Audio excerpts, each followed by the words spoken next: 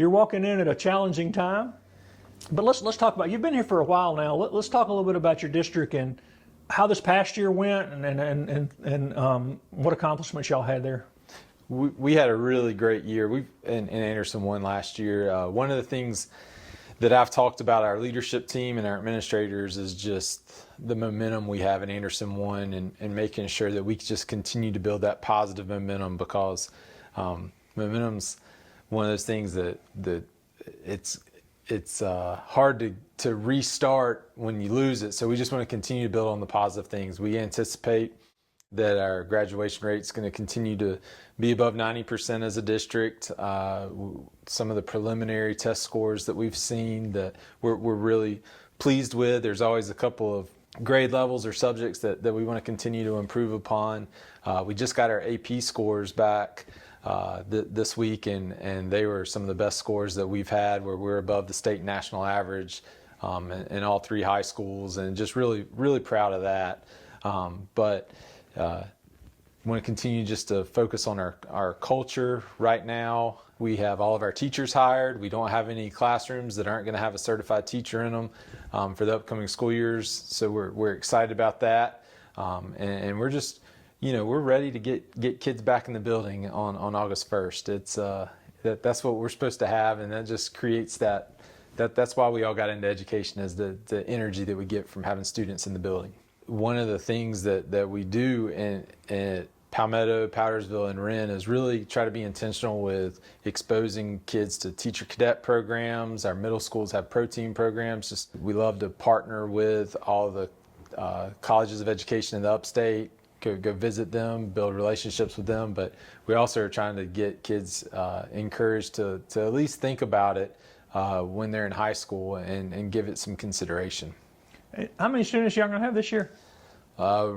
Last time we looked, a little over 11,000. And that's growing, right? Oh yeah, we're growing by a couple hundred a year, so we're continuing to grow. And how is that affecting facilities and your plans for the future on that? We are at capacity in a lot of our buildings. Matter of fact, we're over capacity. Our maintenance and technology department right now are putting some finishing touches on getting some portables set up at a couple sites so that students have a place to get educated. The other thing that we're excited about in Anderson One is Oak Hill Elementary School is being built in the Powdersville community. That'll relieve some of the overcrowding in Concrete Primary and Powdersville Elementary School.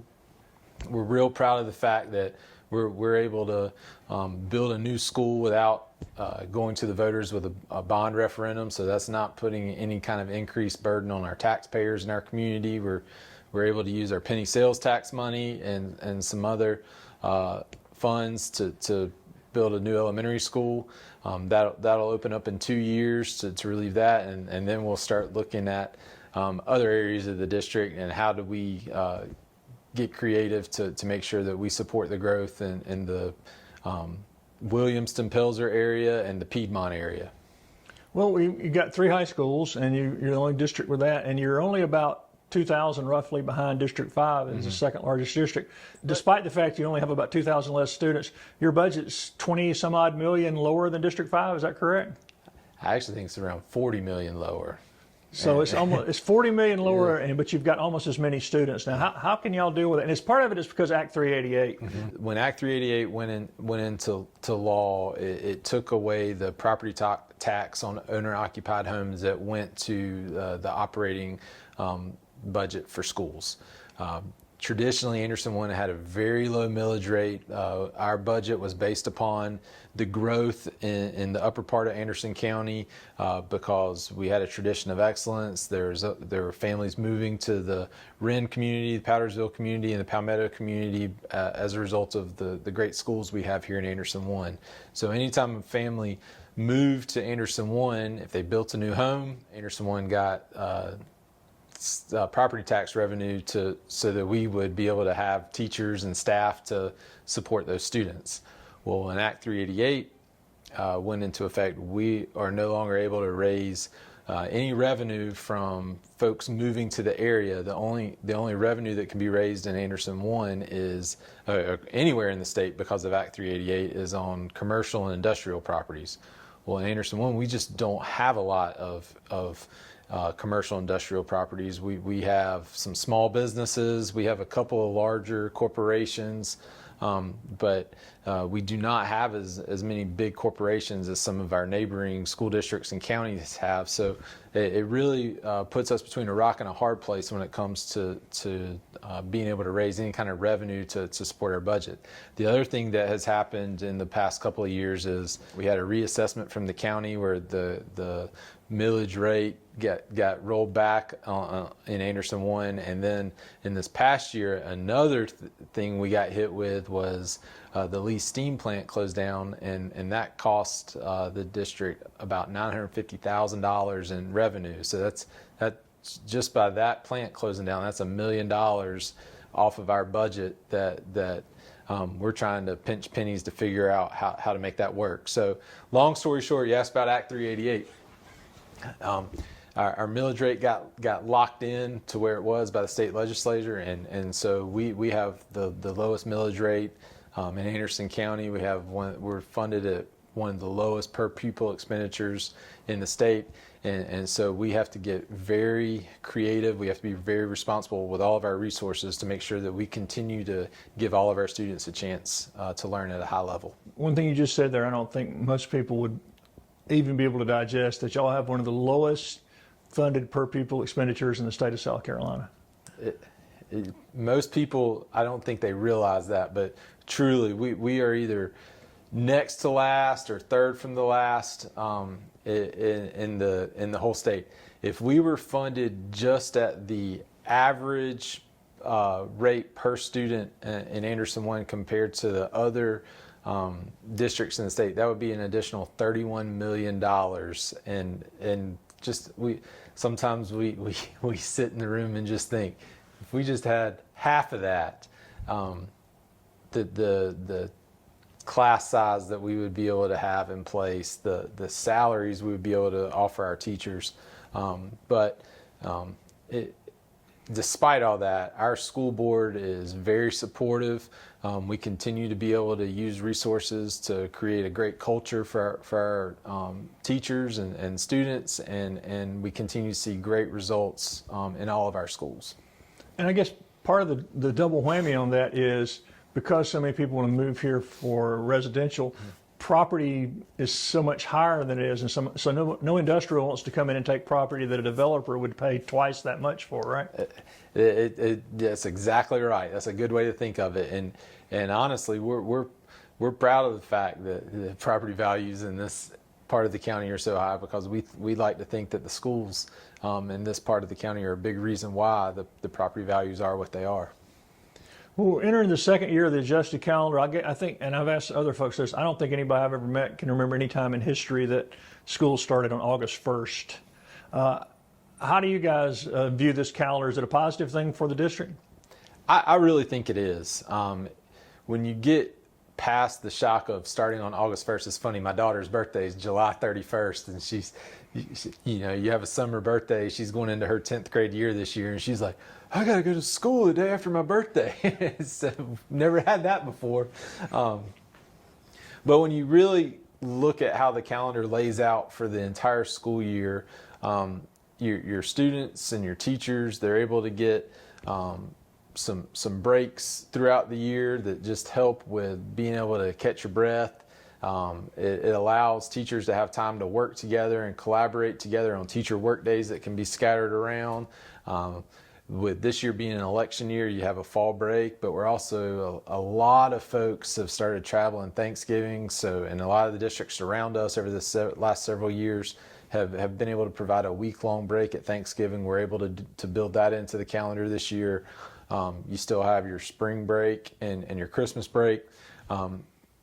So when you look at how the calendar lays out for our families and our teachers, it really does give folks a chance to, every 4 or 5 weeks, you get a chance to kind of catch your breath, take a day, teachers can work with their colleagues and really just continue to plan and tweak things to make sure that they are able to work together and put the best product out in the classroom. We've got a great foundation. I've got huge shoes to fill with Mr. Benneker's retirement, so one of my main goals is I don't want to mess anything up. But we have to, we know that looking down the road, we've got to be smart with our budget, going ahead and making plans now to make sure that we can remain competitive with salaries with the folks around us. So looking at how can we allocate funds appropriately that we can keep our teacher salaries and the rest of our employee salaries competitive with the people around us. So that's going to be a big priority. I mentioned that Oak Hill Elementary School is being built, making plans to be able to staff that, communicate where the attendance lines and all of that are going to be, finalizing all that, looking at all the projections for growth and that end of the district. We want to continue to be one of the top academic performing districts in the state. We have a tradition of excellence.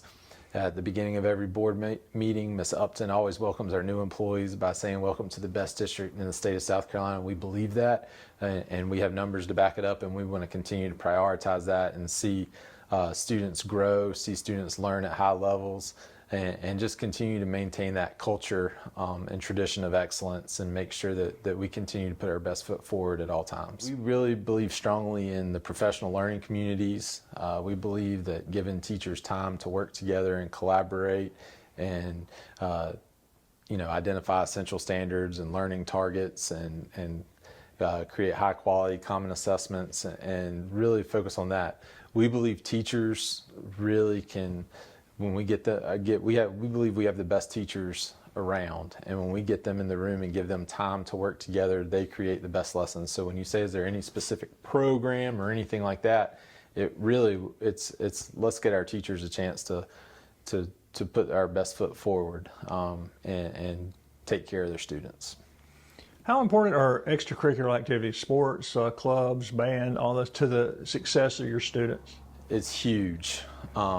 As a former high school principal, those things you just mentioned set the tone for the school year. That gives everybody a place. But our fine arts programs, K through 12, give people a place to feel involved and connected with stuff. Our athletic programs in the middle and high school give a lot of our students opportunities to be involved in things. This past year, all three of our high schools won a state championship. At least one, whether it be in cheerleading, basketball, baseball, cross country, golf, or volleyball. Like we had some really successful teams, and we had some teams that went a really long way in the playoffs with softball, girls basketball, and just we saw a lot of success throughout the district with athletics, and that just it raises the morale of the student body, of the community. People get excited. But the extracurricular, it is so important, and you see a lot of folks putting in a lot of time where they don't necessarily get any kind of extra financial incentive to do any of that. But it's like right here across the street from the district office, I see the Palmetto Elementary School Running Club in the afternoons, and you see the elementary students and the teachers, they have their club here, and you see the Mustang Men program where the SRO and some of the teachers of an extracurricular program at Palmetto Elementary School with their young men and just the things they do and the involvement in the community is great. So the drama programs, the ROTC programs just gets people connected and to their school, and then you see increased academic achievement, and it just everything just works together. And speaking of working together, how's the partnership with the Career and Technology Center? I talk to Holly Harrell, the director there, every day, and we have a great partnership. Thinking ahead to how can we partner with Tri-County or Anderson University to maybe potentially offer some new programs and see what kind of programs they have at their campuses that we can help create some pathways through to help kids be success, whether it be Project Lead the Way or cybersecurity or health science, or then you have things like welding, and there's so many different things. I can't name them all, but just lots of opportunities, and she is so innovative in finding ways to make things work.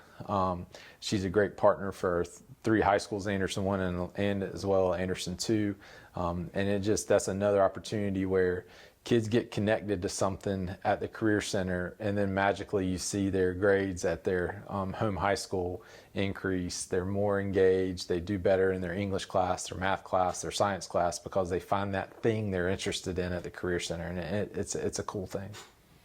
You touched on this earlier, but you're taking over somebody that was here a long time, and this district's traditionally had people here a long time. Yep.